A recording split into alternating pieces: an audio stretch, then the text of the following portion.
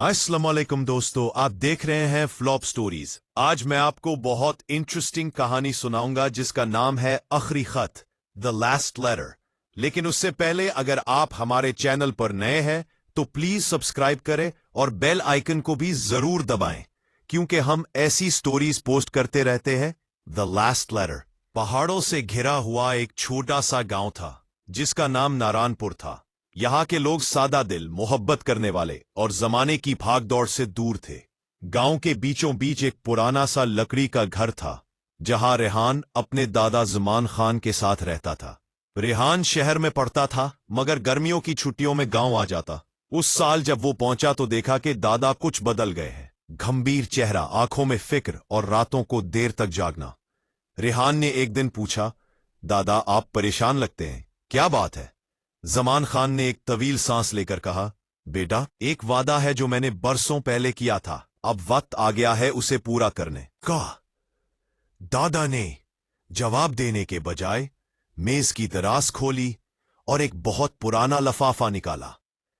लफाफा जर्द हो चुका था, जैसे वक्त ने उसे खा लिया हो। इस पर सिर्फ एक लाइन लिखी थी, यह खत इस शख्स तक पहुंचाना है जिसे किस्मत खुद रास्ता दिखाए। रेहान हैरान रह गया। आपको तो नाम भी नहीं मालूम? दादा ने सर हिलाया।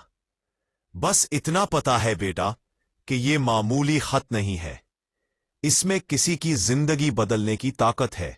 अगली सुबह जमान खान ने रेहान को बुलाया और कहा, यह काम अब तुमने करना है, मैं अब इतनी लंबी मसाफत नहीं कर सकता।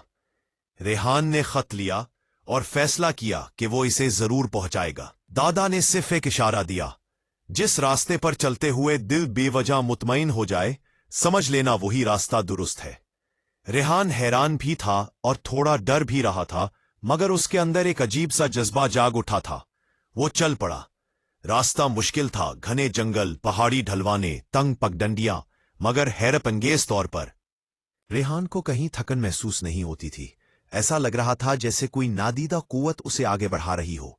सूरज डूबने लगा था कि उसे जंगल के बीचों बीच एक छोटा सा टूटा हुआ पुल नजर आया।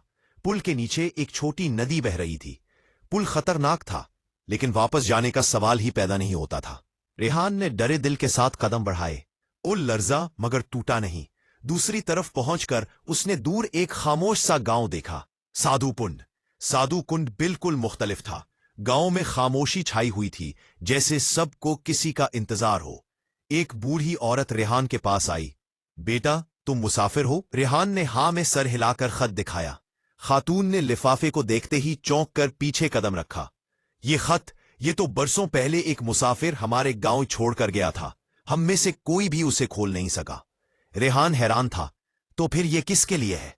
बूढ़ी औरत ने गहरी आवाज में कहा, उस शख्स के लिए जिसने आज से 20 साल पहले अपने ही बेटे को खो दिया था, मगर वो बाप आज तक हार नहीं माना।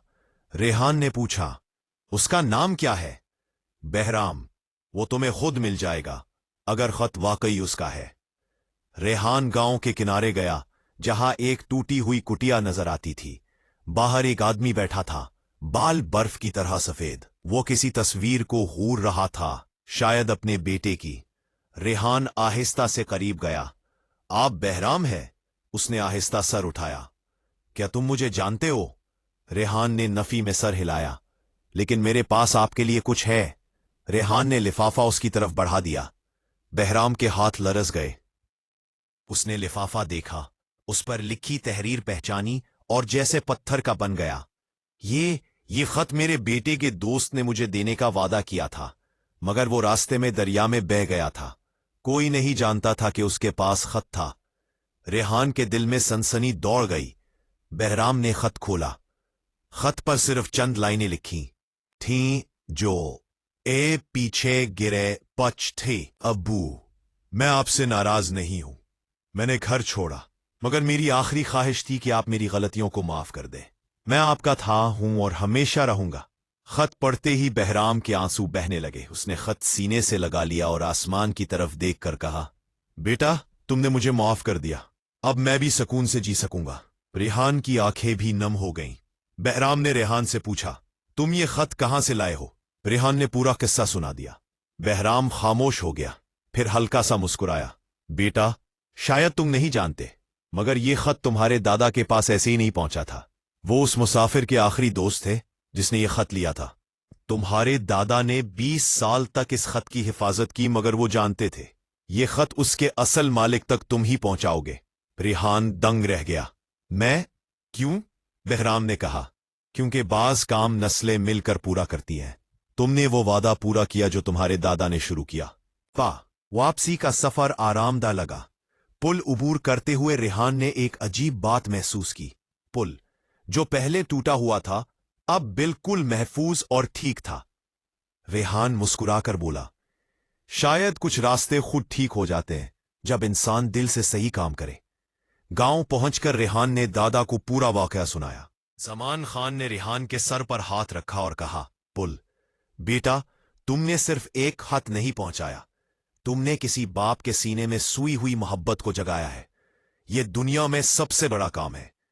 रेहान के दिल में सुकून फैल गया। उसे एहसास हुआ कि जरूरी नहीं बड़े कारनामे दुनिया के सामने हो, कुछ कारनामे सिर्फ दिलों में लिखे जाते हैं। और वो खत जिसने बरसों का फासला मिटा दिया, आखिरकार अपने असल मालिक तक पहुंच गया।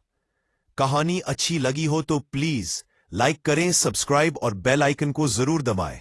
अल्लाह हाफिज।